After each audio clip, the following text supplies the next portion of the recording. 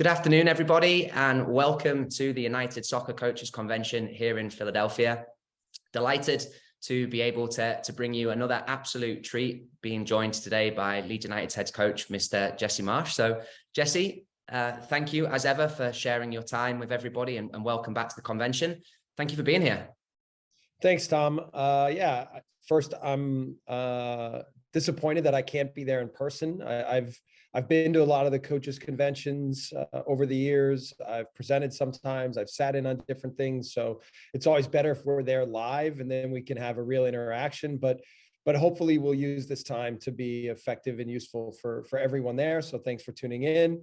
And the only other thing I want to acknowledge my good friend Grant Wall, and obviously really saddened by his passing. But it's been also, I think, amazing to see the outpouring from the entire soccer community in the United States and what he meant as a reporter, like to accomplish, I think, the relationships and the relevance that he did as a reporter for our sport says so much about Grant. So I know him. He was a classmate of mine. We met back at university together. And he's become a great friend and a great ally of mine over the years, and I'm really going to miss him. So, you know, I guess I'll use this little time to honor him, to think about him, and I miss him. I miss him a lot. So no, and on behalf of obviously everybody that's here, Jess, thank you for that, and so sorry for your loss. I think it's an unfortunate segue, but an honest segue into where we are. So for the benefit of everybody in the room right now, we are obviously doing this as a pre-record. We're pre-Christmas in 2022. So obviously in the midst of the World Cup, and obviously really a different spectacle this year with the timing of everything. But just on a personal level, Jesse, it's been great to see, you use this time, a trip to Peru with the family, and some nice evenings, it seems, watching the games with friends and a glass of red wine. Again, this whole conversation is going to be set up to try to provide some insight and some inspiration to the people in the room that may one day follow in your footsteps or take over programs. But how important is finding that time for family and friends to you? Yeah, it's massive for me to get the work-life balance right. Now, if you ask my wife, she would say I'm terrible at it. But I've tried over the years to do things to make sure that we can be normal people, that we can enjoy our lives, that we don't let the sport dictate every single thing we do. It means different things for different people. Some people actually love the obsession, and you kind of have to. I know that. But we're always trying to make sure that we find the right kinds of downtimes and enjoy traveling, enjoy friends, enjoy family. I started, I think in New York was the first time I had 2 cell phones. And okay. And at that time, I left my work cell phone at home if we would go out for dinner or if we would do something at night as a family. I've gotten better at it now, where having one phone is I can do that okay, and I can turn it off well enough. But obviously it is an obsession, and it sort of has to be. But getting the balance right is important. Yeah, and you've spoken quite openly in the past about how important those different experiences are within different cultures, maybe to how you can connect with some players. Is that ever at the forefront of your thinking, or is it just, hey, I want to check off, Machu Picchu, and I want to have this great experience with families?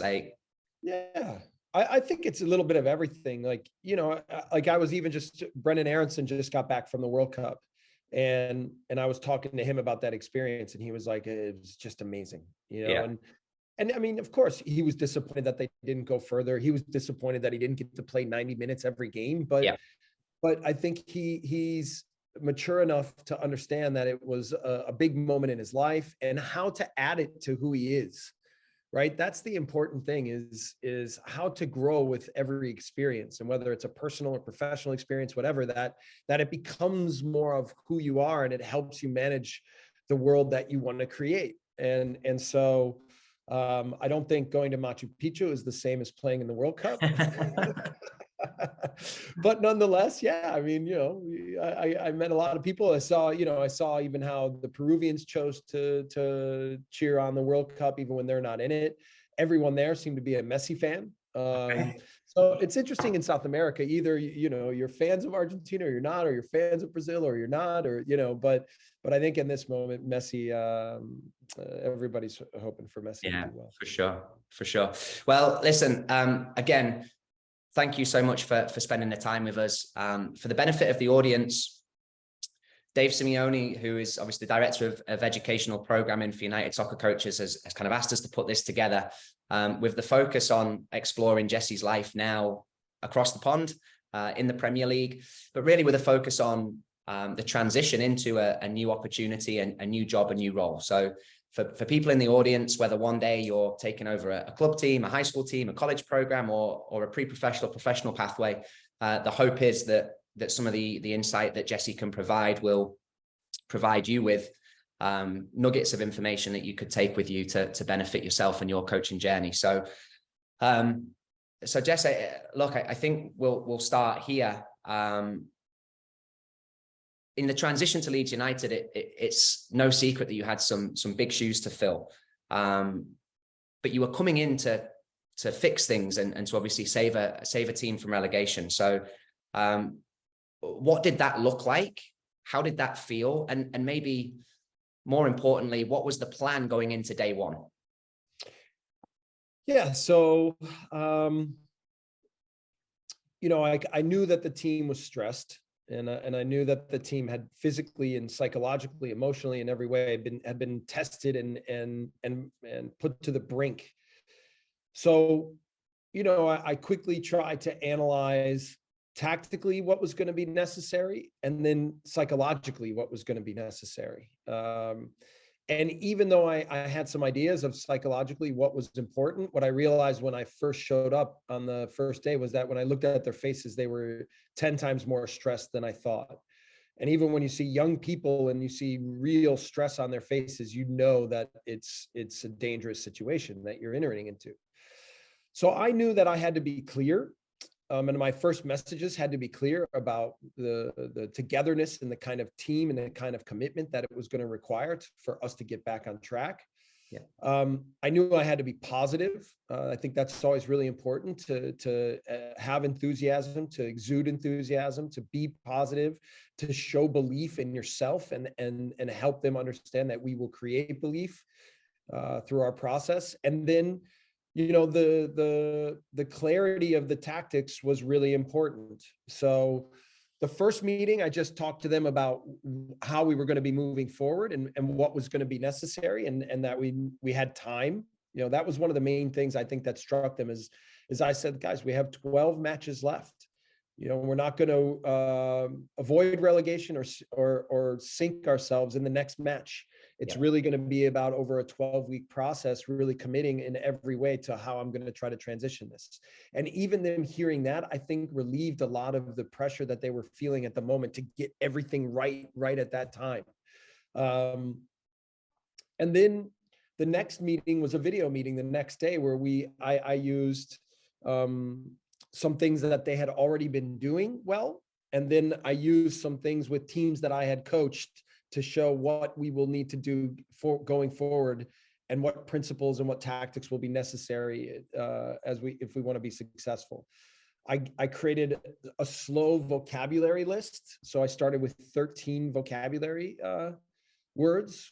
In there was counter pressing, in there was rest defense, some simple principles that we tried to include in what we do. And then I showed examples of what they were. And then I had a test at the end of it.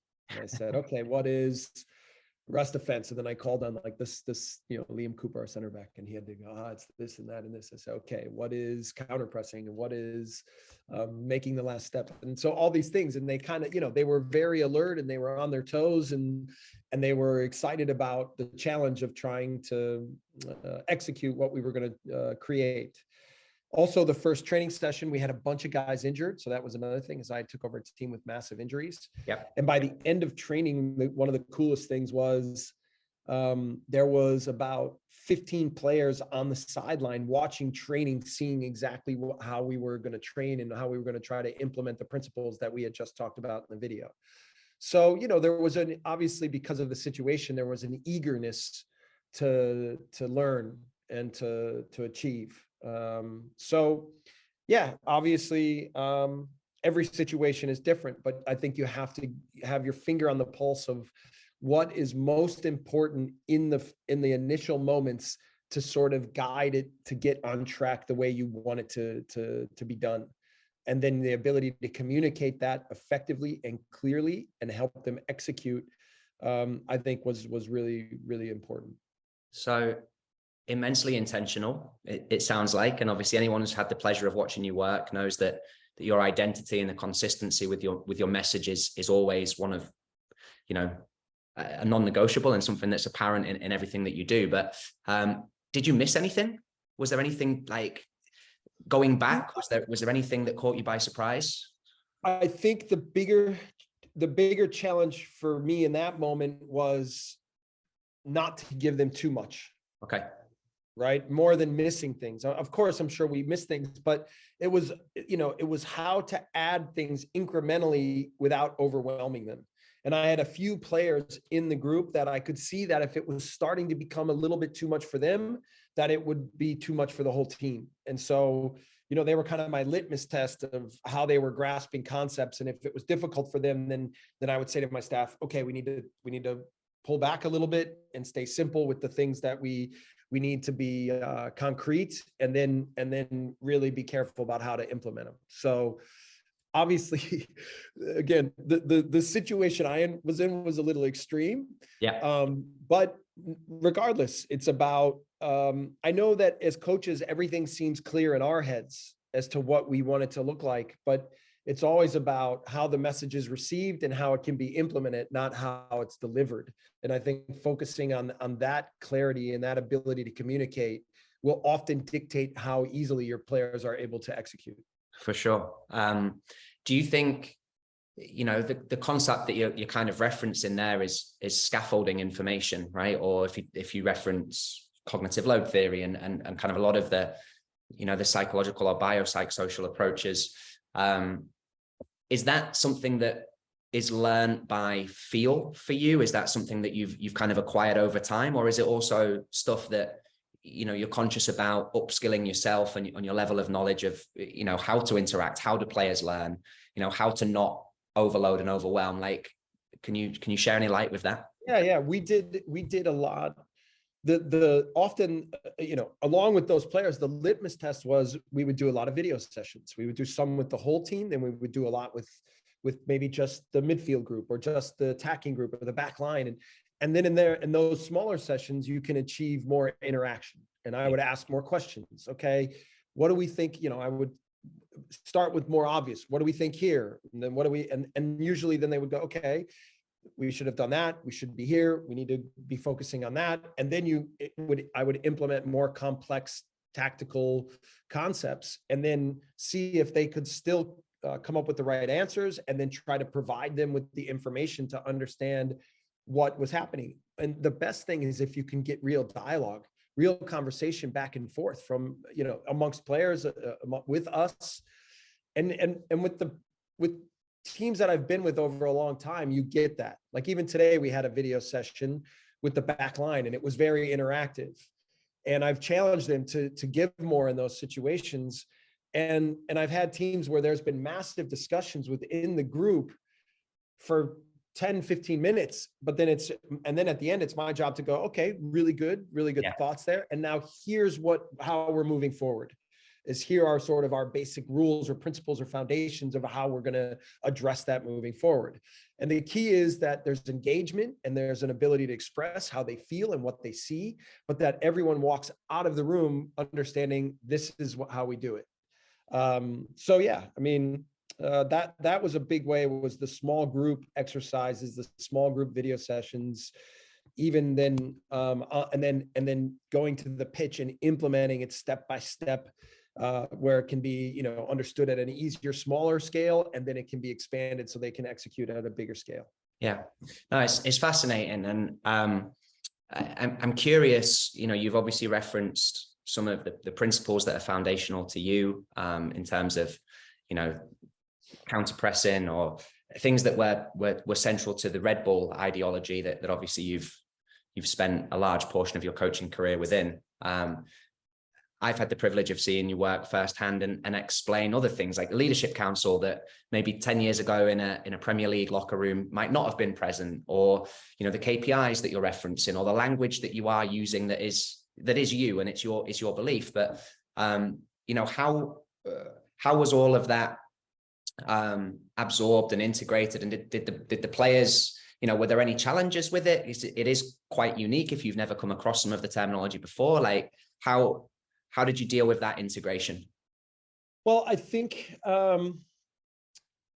the first part was when I came in, my idea of leadership is very different than what Marcelo Bielsa's was. He was very much a guy who told everybody what to do, and then they had to follow and his lead and do what he said. I have football principles that I stick to, and I'm very structured with how we do things on the pitch. But in terms of how we live and interact and lead and relate, I'm very flexible. Yeah. So a story I have is that, early on, like after 2 weeks, we had our first win. The players were really enjoying my idea of leadership and my idea of how we were going to move forward as a team. And the head of performance came to me and he said, listen, the guys love what you're doing. And they really are grasping onto to who you are as a person. And I said, yeah, that's great. And I feel that. I said, but in 6 months, we're going to have our whole new set of challenges, because they're not going to understand how to handle the freedom of being able to share their opinion, but still understanding how it fits within the standard of what we're trying to create. And almost to the day, 6 months later, we had an issue within the team of like a couple guys wanting to do something different. And the head of performance came to me, and I looked at my watch and I go, there you go. Almost 6 months to the day. And then sometimes I had to step in and say, okay, like, I appreciate you guys saying what you think, but then here's how we do things. And if you act selfishly, then this is the way I have to respond. And we have to hold each other to standards and make sure that at any moment, there's no freedom to just do whatever you want. Yeah. So that balance of how I choose to lead is unique to me, right? And I've learned over time that my personality has some strengths and some weaknesses, and the way I lead and the way I think and what I value. And I just have to like always be on top of my own set of checks and balances to make sure that within that, the players still understand that meeting the highest standards of how we do things, how we work, the expectations we have, the commitment we have to work every day, that is the foundation. And so, it means that it's not one thing, it's everything. But this is more leadership than it is even football. It's your idea of how to implement a winning environment, a high performance environment that's about now maximizing potential of everything that happens. And that's what I think I've become more of an expert than in anything else is, of course, I have my tactical system and I have my leadership but for me, it's about being an expert in managing high performance environments and what that means every day. So yeah. Can you give a tangible or real life example of what that might look like on the training ground? Again, it's kind of a little bit later. We want to talk about KPIs in terms of actually the team performance, but if we do it now, that's fine as well. But just, I think that's really interesting what you're saying there. So maybe just, Yeah, I mean, first of all, it's about I have to be the best example of the standards that we want to hold. So, I'm the first one here every day. I'm the last one to leave. I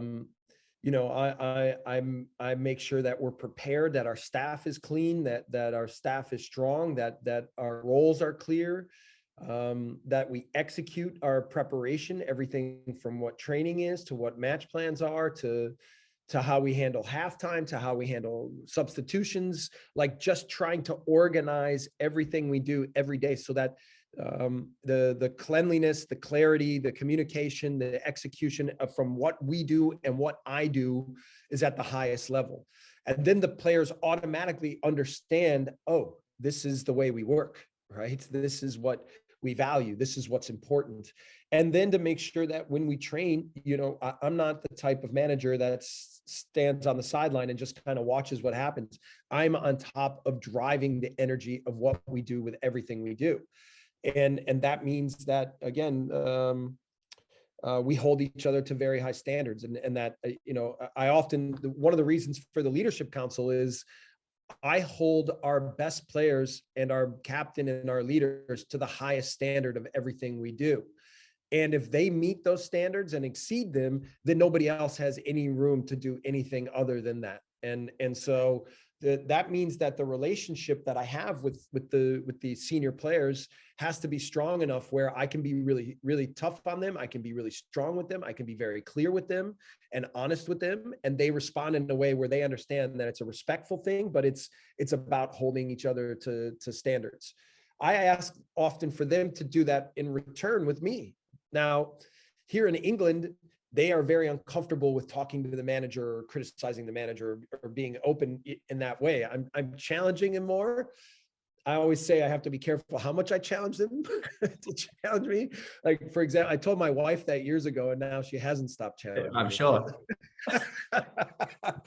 But nonetheless, this is real give and take. And this is, for me, what again, a high performance environment is. It's about vulnerability. It's about holding each other to high standards, and it's about preparation and execution. So, and then obviously within that, the tactical details become incredibly important. Like at this level, and against the opponents that we play against, if we're not totally clear on the tactical plan, if we're not totally clear on the principles, and if we don't commit to them and execute as a group, we're not talented enough to compete with the best teams, with the top half teams in our league.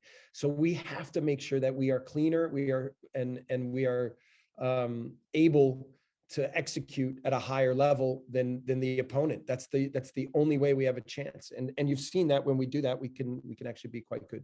For sure. And I think a lot of that, your idea of the game is an embodiment of those ideas as well, right? Like the amount of repeated high intensity actions or steals or things that you have as foundational cornerstones of, if we do this really well and we're better than everybody else at this, we're going to be in a place. I think what I say, we obviously here we value running. So we want to run more than any opponent. And we've accomplished that every game this season. We want to be the best counter pressing team in the league. The statistics show that we are. We want to be the most aggressive pressing team in the league. And the statistics show that we do that the best in the league. We also want to be the best rest defense team or try to limit the opponent in transition as much as we can. We're still working with that. And frankly, we give up too many big chances because we don't limit the opponent in some of these transition moments. So that, I think, is it's a big step we have to make going forward. But yeah, the demands to fit in, to understand at the highest level how to see things, act quickly, react quickly, and then manage things as a group with the way we want to play is of utmost importance. Yeah. And look, I think it's really interesting. It's a great segue into, you've obviously coached here in the MLS, you've coached in Austria, you've coached in the Bundesliga, you've coached in the Champions League. But what makes Leeds in the Premier League different and special? And why is it such a challenge and, such an enthralling experience that you're on right now? Yeah. Well, number one is the history of the club and what the club means to the community here. Being a professional head coach is a responsibility anywhere you go. But when you're at a historic club like Leeds United, you understand that in every way, everything that you do carries value, carries weight, carries importance and relevance. So it's everything from press conferences to the way I interact with people in the community to the way we play. I mean, it's a full-time job in that sense. Some days I become agoraphobic, But I will say that, another part of it is, even with our players, is managing social media and the negativity that comes out in social media. And what I find in general is, in today's day and age, it's a very loud minority that is spearheading negative messaging on social media. Because in the community, I've probably had 10,000 interactions in the 9 months I've been here, and not one person has said one negative thing to me. So, it's always a little different when you're behind your phone and what you choose to type versus when you're in person and what you choose to say. There's also mob mentalities in stadiums. And I've learned that even how we design match plans and how we play at home is very important, to make sure that we're using the energy of our crowd to benefit us and not to challenge us. But there's been also times at halftime that I've said to the team, right now, forget the crowd. Don't let them sway you into having negative thoughts, into being more passive, into being fearful. Make sure that we stay strong with each other, that we stay on the front foot, that we go after things. And that in turn will bring them into the game and bring out the positive mob mentality. Yeah. But this is what the level of understanding for what a club like this and what a team like this and everything has to represent.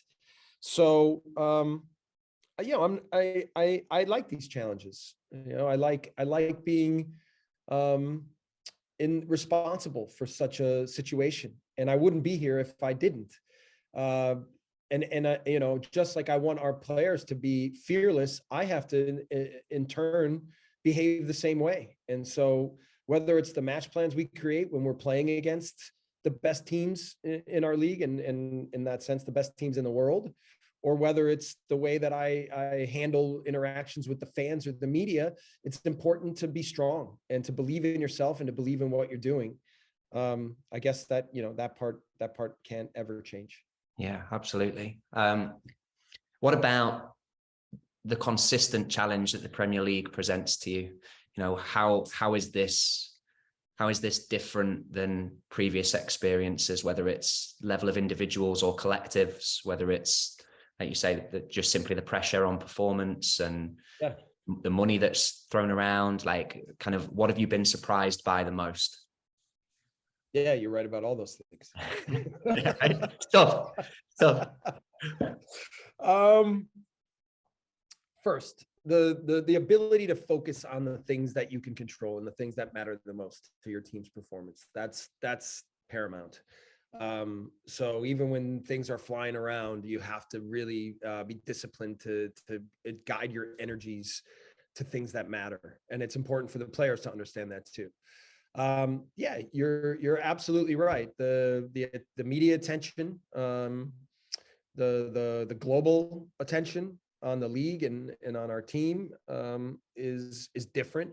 The level of player and team and competition is the best in the world and the best I've ever experienced. No game is easy. I mean, when you're Leeds United, that's no doubt the case, but I think Man City and Pep would tell you the same, that even though they're maybe the best team in the world, they would tell you there's no easy game in this league.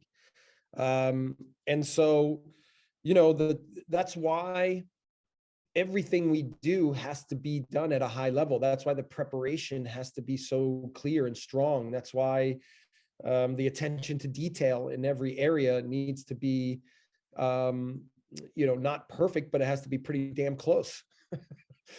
And when you are able to create a system and a concept and a belief system and a mentality, then you can be successful, right? Even if you're outmatched in many different ways. I mean, when we play Man City, there's no way I can say that I'm better than Pep or I'm equal to Pep. His experiences, his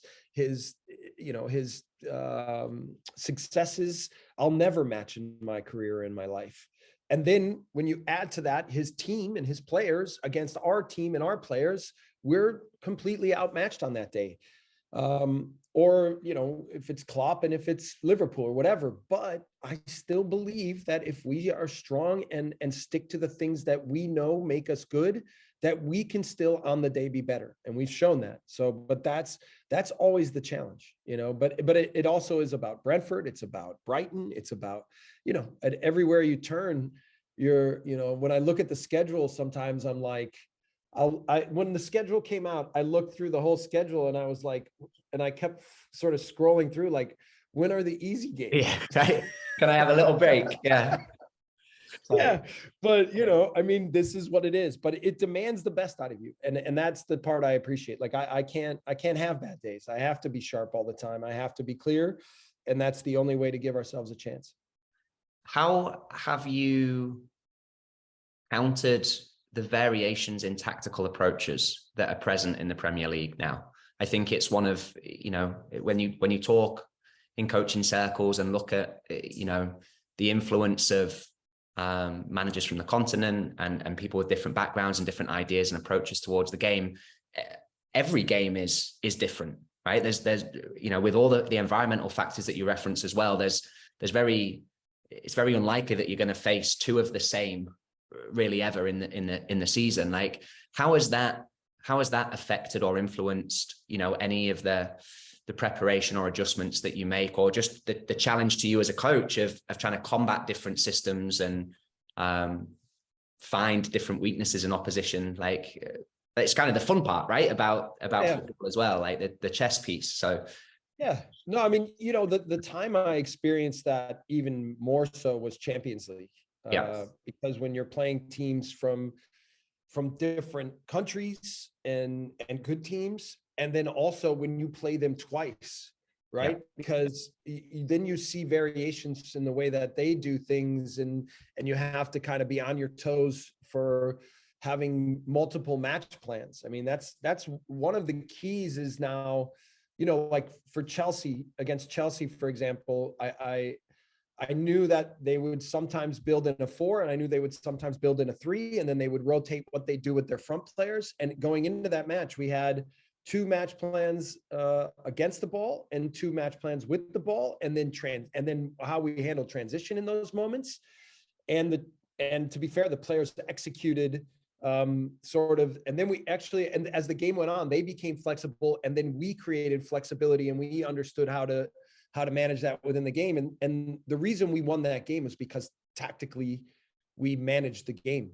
And that's often the key, is how to take your system and your principles, but now make sure that you understand how to be pragmatic and how you apply them in whatever is necessary for every opponent, every system, every match, and then how your players understand how to do that. So, and that's what, you know, people talk about, you need time to build something. And that's the reality of you need to get to know the players, how they handle good moments and bad. You need to understand how to help the players understand how to create more and more complexities in the tactical system that you create. And in the end, it's often about making very complicated things entirely simple. And the more that we're able to do that, the more time we're able to spend together, and the more that it just becomes an understood part of what their second nature is and their understanding of how to play the game within our model, then that's when you start to have fun. But, you know, also in this job, you don't get a lot of time. Then the next part is actually, Pep has had a massive influence on the Premier League. So most teams play some version of a 4-3-3. And they like to rotate their 8s out wide and overload the wings and play switches. And, you know, it's actually, if you were to talk about a league with a lot of variables, the Bundesliga was much more like that. Okay. The Bundesliga I call more like a manager's league, because every team kind of has their own history. And with their history, they have also like often systems that they've played. And so you have to understand how to play against a high pressing diamond one game and a low block 5 in the back the next game. And there's a lot of variation in preparation for each opponent in the Bundesliga. Not to say that there isn't in this league. There are some very subtle variations, but you see a lot of the same themes. And it's more about now managing the quality that's on the pitch. Yeah. Yeah, I well, mean, don't get me wrong, the managers are good, but it's not like you see so many variations of tactical systems like you do in the Bundesliga. okay, interesting. I, as you're speaking there and you're talking about the players' competencies, I think it brought me to, the kind of cliche right now, or the quote of the best ability being adaptability, and that capability to adjust and, adapt based on the demands of the game. So I'm curious, knowing that and knowing the level that you're facing in terms of opposition quality, like, how has your recruitment strategy evolved to deal with the demands of the Premier League? What are specific characteristics of individuals that you feel are prerequisites for them to be successful, both in the league and within your system? And can you talk us through a little bit about how that process has been built out? I mean, the easiest thing to do when it comes to recruitment is to watch games and watch players and watch video and to see what their qualities are, right? The hardest thing to do is to really evaluate who the people are that you're getting. But that is the most important part. And even with our sport director, Victor Orta, when we went into this transfer window, that's what we said, is we felt like the real quality of our team is the character of who we are. And we needed to make sure that everyone we added was only going to add to that. And so if I give us credit for what our transfer window was, and I think we had a really good transfer window, it was that we evaluated the people the right way. And what does that entail?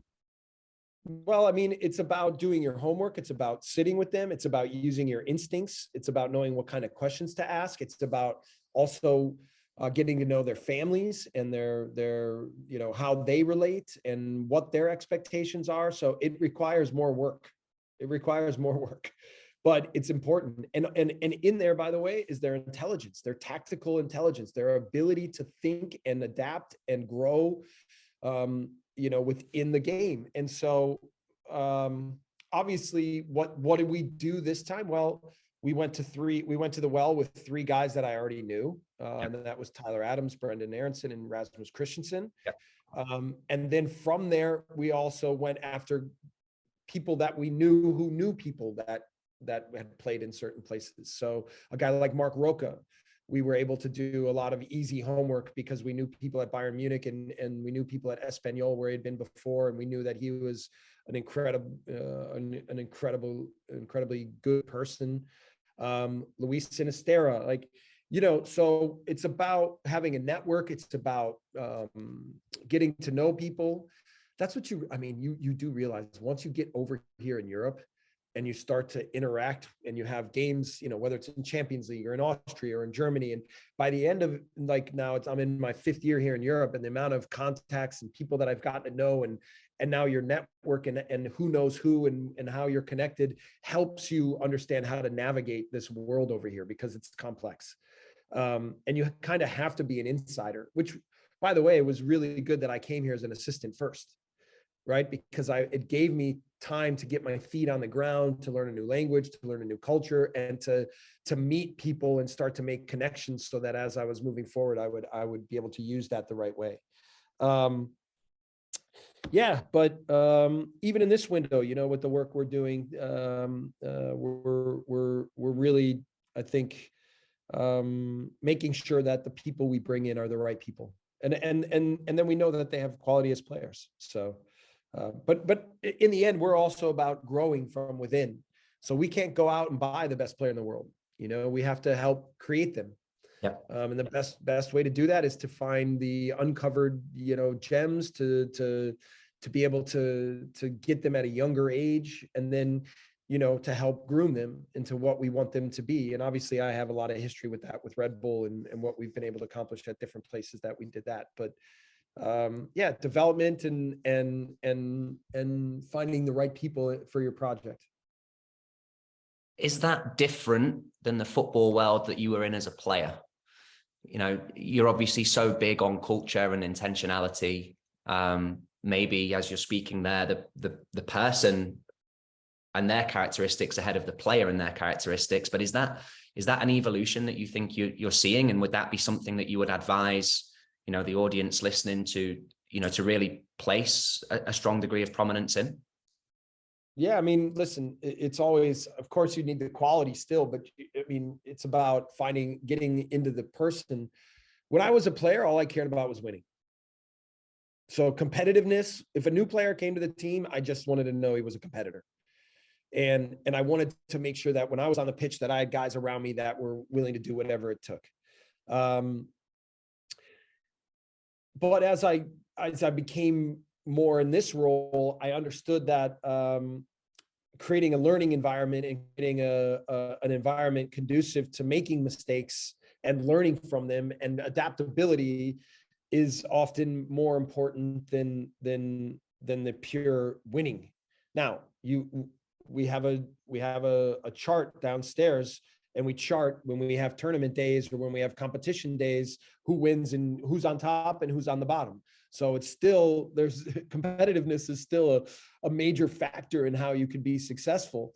And you need to groom that. That's a lesson in itself as well, especially with the generation of people that we're coaching now. However, also the ability to understand how to grow and to be vulnerable and to make the right kinds of mistakes and to learn from them and to give more the next day than you did the last, and what that means to an overall project is really important. And my ability to guide that in there, losing pisses me off still. Don't think anybody would be surprised by that.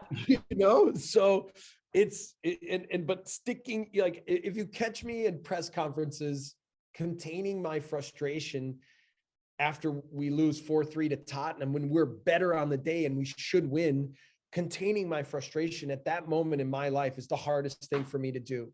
Yeah. But I have to do it effectively because I need to stay true to the message of what we're trying to create, which is development and a process. And, but also making sure, like my speech to the group after the game was, we're killing ourselves by not doing simple things right and by not doing whatever it takes when we need to defend our goal.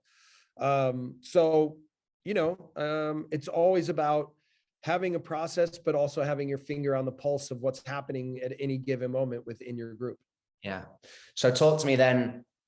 We're a 20-year-old, a 25-year-old. We're sat in front of Jesse Marsh. He's interested in recruiting us. What's one of those questions that you ask that can dive into the characteristics or values that a person holds and that you think, yeah, he'd be a good fit to be part of my team? Yeah, I mean, listen, I one of the things I believe in is birth order, and so I often talk about families and where they sit in their family and what the makeup of their family is. And obviously we know in the modern world that families come in a lot of different shapes and sizes, and then the role that they had. If we're sitting with families and the parents are talking the whole meeting, that's obviously never a good thing. You want to see energy. You want to see, even if it's not intelligence from like a vocabulary perspective, you want to see like an understanding that they understand the gravity of what the situation is, that they're able to speak clearly, that they're a driven person, a person who wants to be in that situation, who wants to talk with the coach. You just want to see an energetic, positive type of mindset. And listen, sometimes it may come across as arrogance, and I don't have a problem with arrogance. I would hope that players have a self-belief. Obviously there are levels, and you have to start to think about, okay, if it's too much, how does it fit within the environment that we've created? But you want to see a real confidence and a grounded ability to talk about who they are and what they want to achieve.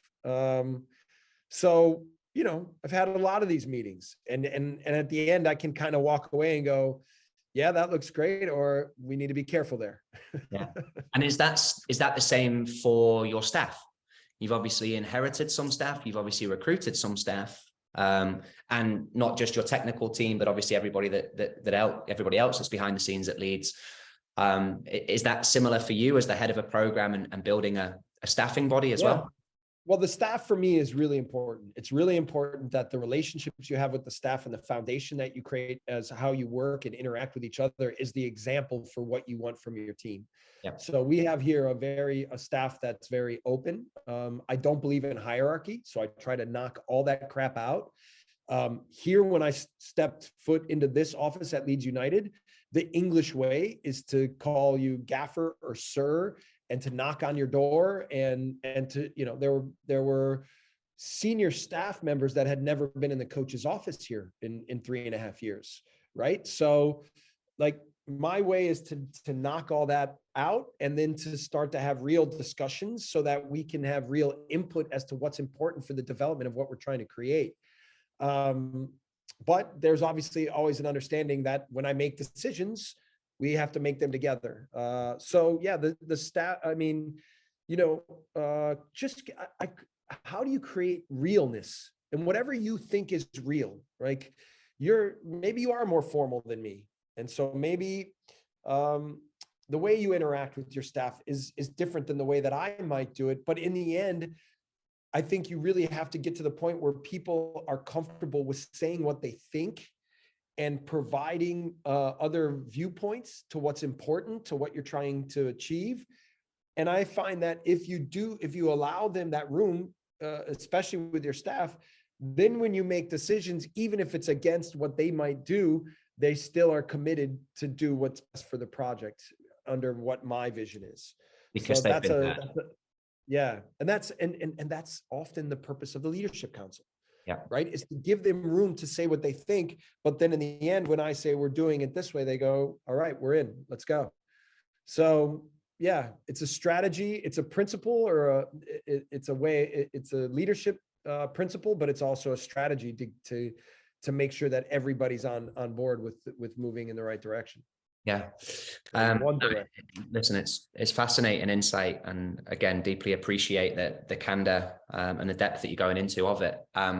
Just as I kind of wrap up, Jess, I'm curious, what's different about you now? You as the manager, you as a person, what's different to Jesse Marsh now than Jesse Marsh 12 months ago? 12 months ago? I mean, listen, my process of my evolution as a coach, I think I probably started from who I thought I should be and who I really was down here.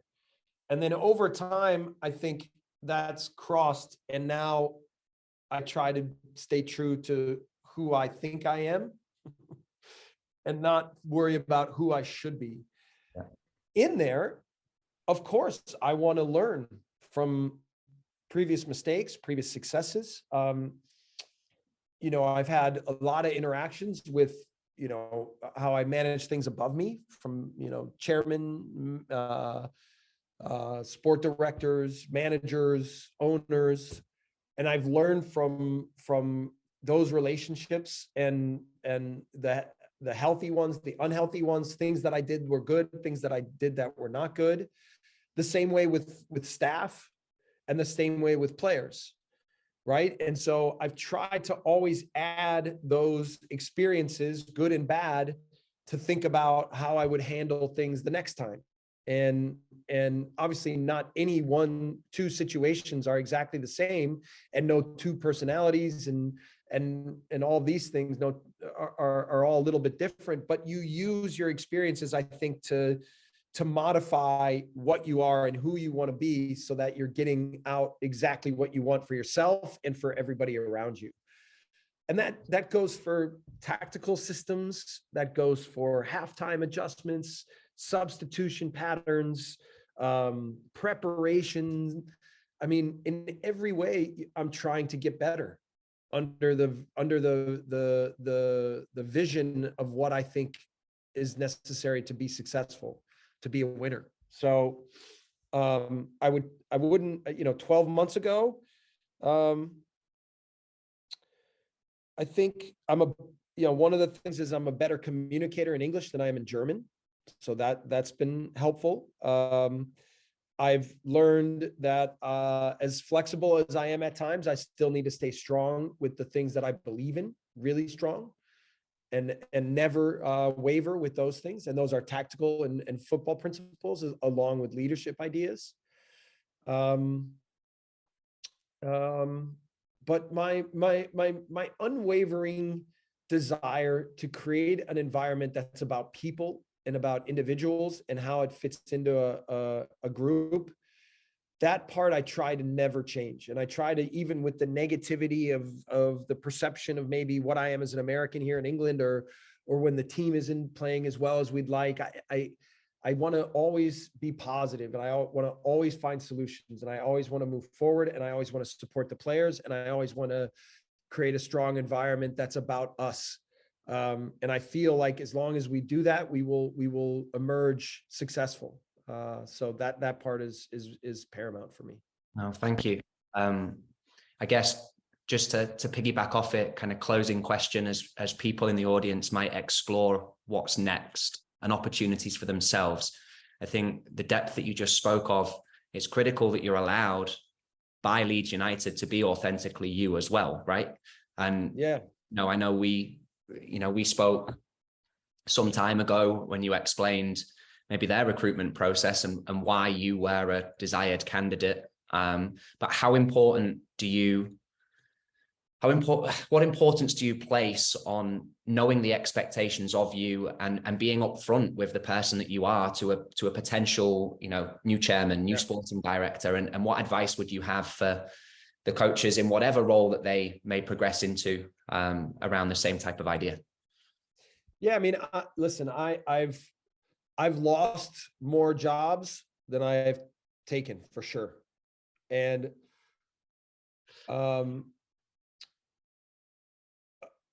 the thing I learned in all of these processes of like determining what's next is you as a coach, right? And this is professional, this could be college, this could be whatever. The only way to be successful is if everyone's aligned. It's the only way. And if there are difference in philosophies, or difference in directions, or difference in what we feel is important, it won't work. And obviously I'm at a very high level of what that means. Okay. But in the end, what happened to me at Leipzig more than anything was I had been in Red Bull all these years, and it just seemed like Leipzig was the next best step for me. But I knew when I was the assistant that it didn't fit my idea of what football is and what a team is and what a culture is. Now, that's not saying that Leipzig's bad, because clearly it's a great club. It's one of the best in the world. It's incredibly successful. It's very German. They're very organized. They're incredibly good at what they do. It just wasn't for me. And it didn't vibe with what I think is important. And so it was the right decision, to move on and to find something new. And coming to Leeds, everything felt great. Like the connections, the idea of football, the player pool, what they had achieved, what they wanted to achieve. And they asked me at a time that I absolutely did not want to come here.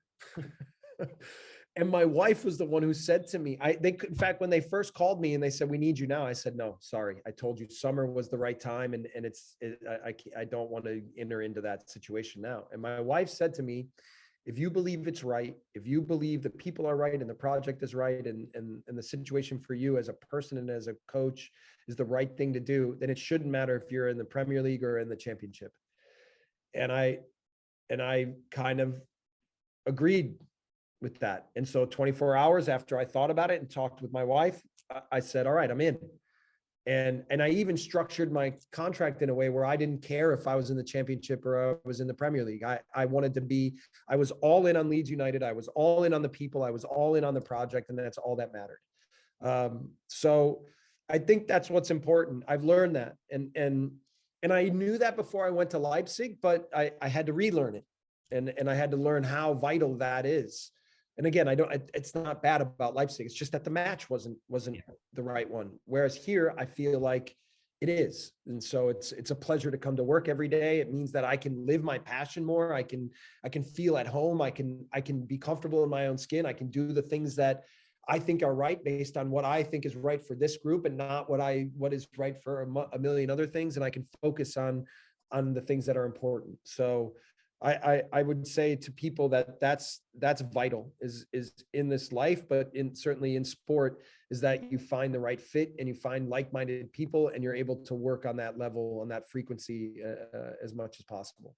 Yeah, that's amazing. Well, listen, I think what a perfect way to finish. There's so much that everybody in the room, I'm sure, can digest, and just on behalf of myself and United Soccer coaches and the convention and all the attendees, obviously greatly appreciate, as ever, your time and your insight, and yeah, just can't thank you enough. So right on, Tom. Yeah, I mean, listen, it's always a pleasure. Like I said, it's a little bit of a bummer for me that I can't be there because I like interaction. I also like, giving clinics and doing little training exercises to show. So, I mean, let's see in the years in the future, hopefully I'll find more time to do different things, but I know there's a lot of support back home for what we're doing here at Leeds.